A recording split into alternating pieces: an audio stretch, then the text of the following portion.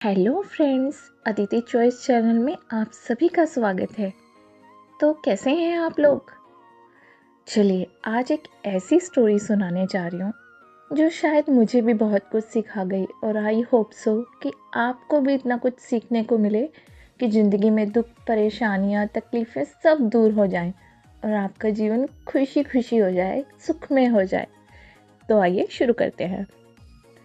कल रात्रि भोजन के पश्चात घर के सामने बने पार्क में वॉक करते हुए बेटे ने अपने एक मित्र का नाम लेकर बताया कि 2 दिन के बाद उस लड़के का जन्मदिन है और उसने जन्मदिन की पार्टी की अधिकतर जिम्मेवारी उसी पर छोड़ी हुई है।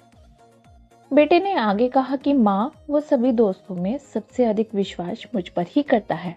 उसे लगता है कि मैं सब कुछ अच्छे से अरेंज करवा पाऊंगा। मैंने पूछा, तुम अपनी नौकरी में इतना बिजी रहते हो, शाम को भी 7-8 बजे से पहले घर नहीं आते, फिर ये सब कैसे मैनेज करोगे? बेटा हंसकर बोला, थोड़ी मेहनत लगेगी लेकिन करना ही पड़ेगा। अपना काम जरूरी है तो दोस्त भी उतने ही जरूरी हैं। दोस्तों के लिए तो रात को जागकर काम करना पड़े तब भी करूँगा और अगले दिन ऑफिस भी जाऊँगा, क्योंकि दोनों के लिए ही मैंने छुट्टी लेनी जैसी या अवेलेबल ना होने जैसी दूसरा कोई भी ऑप्शन नहीं रखा हुआ है। मेरे मन में एक और शंका ने अपना सर उठाया, जिसे दूर करना मैंने जरूरी समझा। मैंने उससे पूछा, ये तुम्हारा वही वाला दोस्त है ना जिसने पिछले वर्ष तुम्हें अपने जन्मदिन पर नहीं बुलाया था? तब तुम थोड़ा परेशान भी हो गए थे। फिर अब ऐसा क्या हुआ कि वो सबसे ज्यादा विश्वास तुम ही पर करता है? वह मेरी शंका को शायद समझ गया था। मेरी उलझन को दूर करने के लिए वह बोला कि उसके जन्मदिन के अगले दिन ही उसके दादाजी की तबीयत काफी खराब हो गई थी। जैसे ही मुझे पता चला, मैं उसके घर पहुंच गया और बिना फालतू समय गवाए फटाफट एम्बुलेंस बुलाकर दादाजी को हॉस्पिटल पहुंचा दिया। उसके घर वाले तब तक हैरान परेशान ही खड़े थे। तब तक तो दादाजी हॉस्पिटल भी पहुंच गए थे। उस दिन के बाद से उसके घर वाले मुझे उससे भी ज्यादा मानते हैं। मैंने कहा, हाँ याद आया, उसके दादाजी के विषय में तुमने बताया तो था मुझे, पर एक बात बताओ, उस समय तुम्हारे मन में एक बार भी नहीं आया कि उसके या उसके परिवार में मुझे क्या लेना? एक बार भी नहीं आया कि उससे या उसके परिवार से मुझे क्या लेना? मैं क्यों उसके घर जाऊं? क्योंकि एक दिन पहले ही उसने मेरे साथ पराये जैसा बर्ताव किया है। ये मैंने अगला प्रश्न पूछा।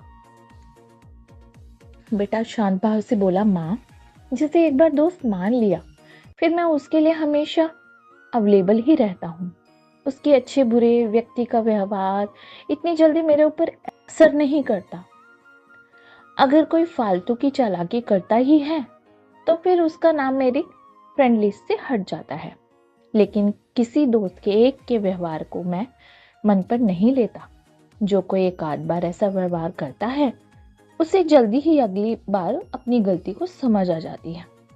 और आपको पता है, पिछले जन्मदिन के बर्ताव के बारे में वो मुझसे 100 से भी अधिक बार माफी मांग चुका है। हम बात कर ही रहे थे कि बेटे का फोन बज उठा। उसने बात बीच में ही रोककर फोन अटेंड किया। फोन उसके मुंबई ऑफिस से था। वह किसी कंसाइनमेंट की डिलीवरी में विलंब होने की बात कर रहे थे, जिसकी वजह से वहां के स्टाफ ने बेटे को कॉल किया था। मैं बेटे के साथ चलते चलते उसकी सारी बातें सुन रही थी।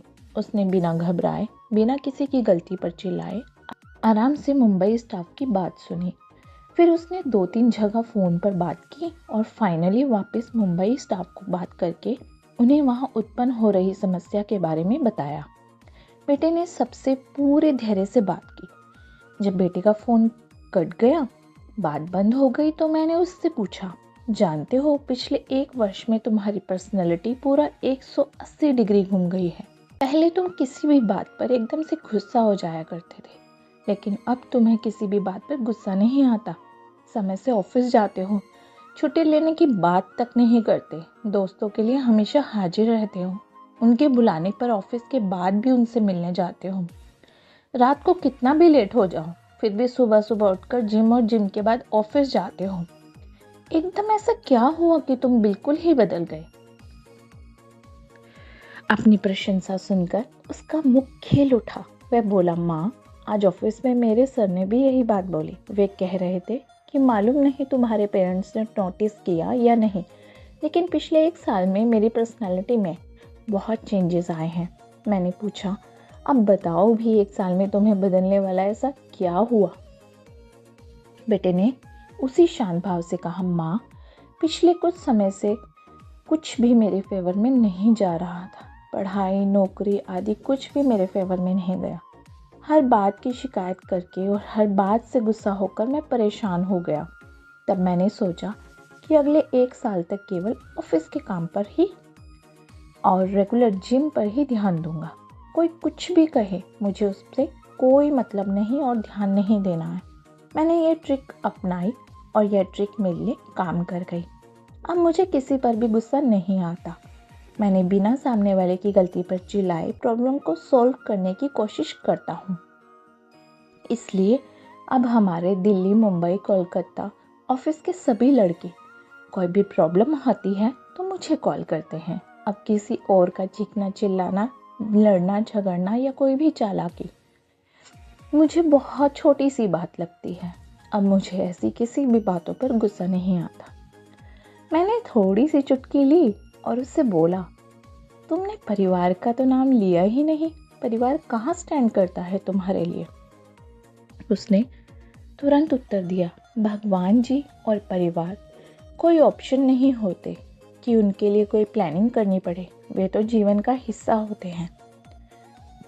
उसके इस उत्तर ने मुझे संतुष्ट कर दिया।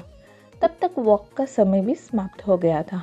हम माता पुत्र अपनी वार्ता पर विराम लगाकर घर की ओर चल दिए। तो दोस्तों, सच तो यह है कि ईश्वर और परिवार ऑप्शन नहीं होते जो उनके लिए कुछ करने से पूर्व सोचना पड़े, है ना? और सीरियसली बताऊं, मुझे इस कहानी ने बहुत कुछ सिखा दिया।